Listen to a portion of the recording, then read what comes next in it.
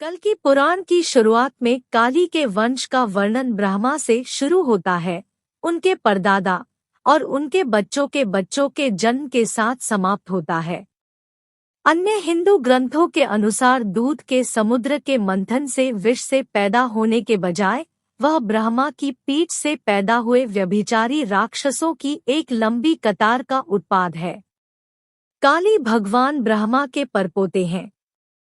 वह क्रोध और उसकी बहन से पत्नी बनी हिंसा के पुत्र हैं।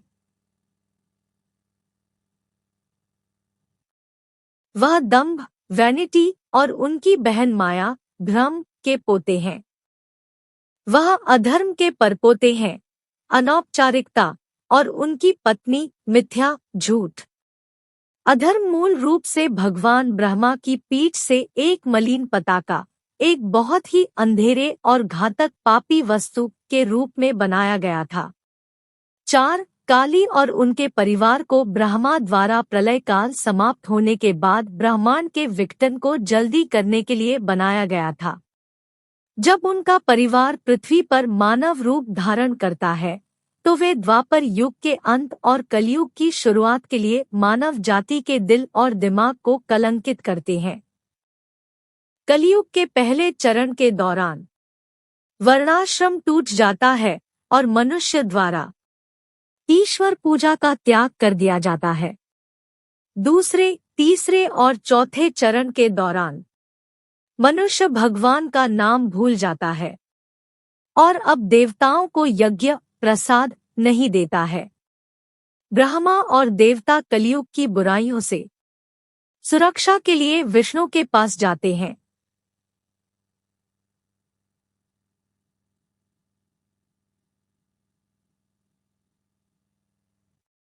ब्रह्मांड में होने वाली हिंसा और अन्याय के बारे में सुनने के बाद विष्णु सुमति और विष्णुईशा के परिवार में कल्कि के रूप में जन्म लेने का वादा करते हैं।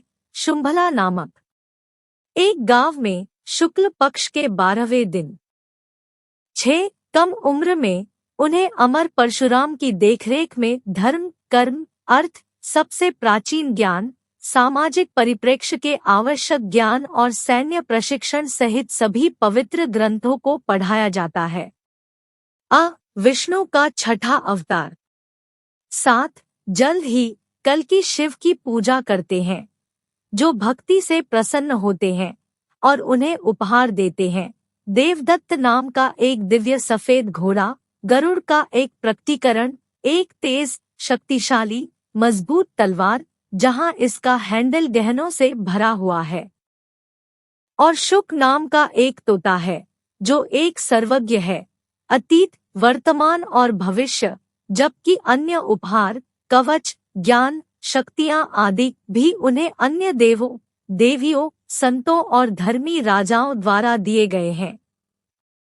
8 कल्कि ने फिर राजकुमारी पद्मावती, लक्ष्मी का पुनर्जन्म, से शादी की। राजा वृहद्रथ की बेटी और सिंहल, शेर का द्वीप, की रानी कौमुदी और राजा शशिध्वज और रानी सुशांता की बेटी राजकुमारी रमा।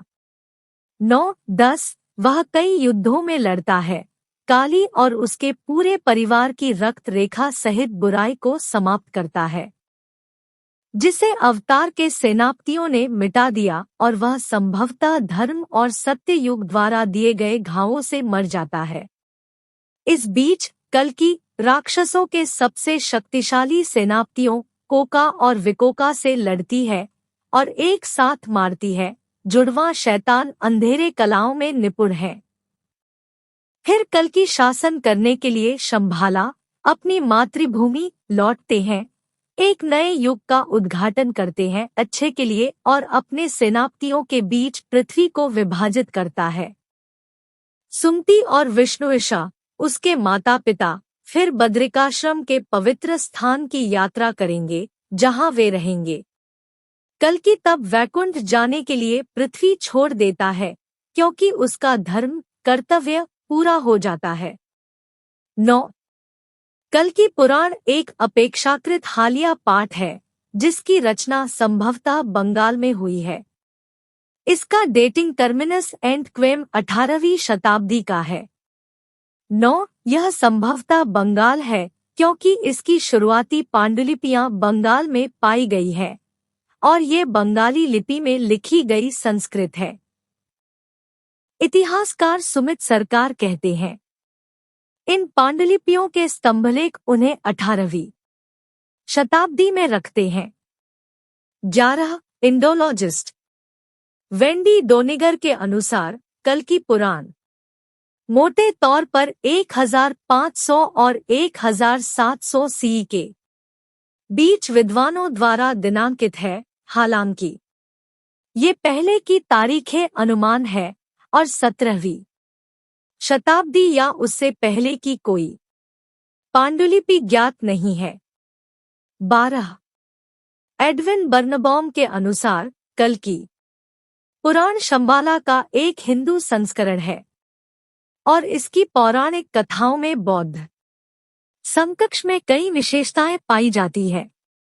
13. जॉन न्यूमैन जैसे अन्य विद्वानों का कहना है कि बौद्धों ने कल्कि की हिंदू अवधारणा को उधार लिया और इस अवधारणा को कालचक्र तंत्र के पाठ में रूपांतरित किया।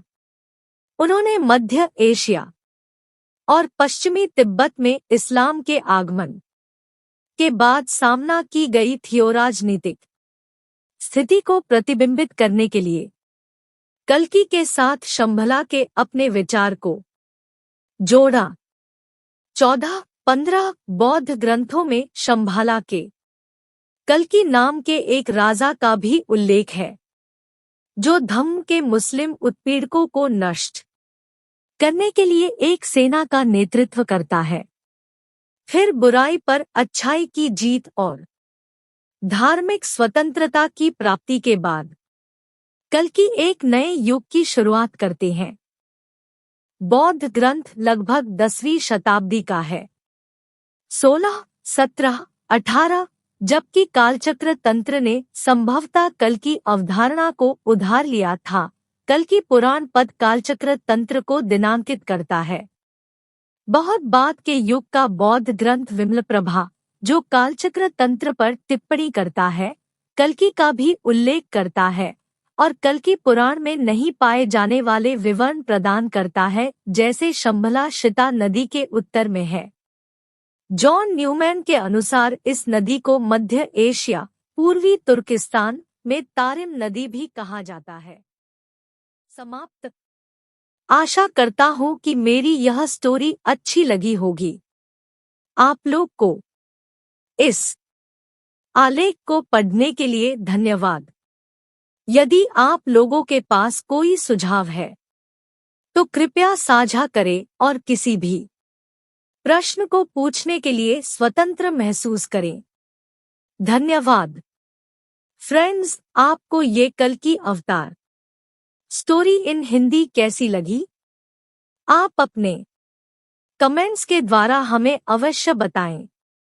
ये कल्कि अवतार की कहानी पसंद आने पर लाइक और शेयर करें। ऐसी ही और कल्कि पुराण मोटिवेशनल स्टोरीज एंड कल्कि पुराण स्टोरी इन हिंदी पढ़ने के लिए हमें सब्सक्राइब कर लें। Thanks for watching friends.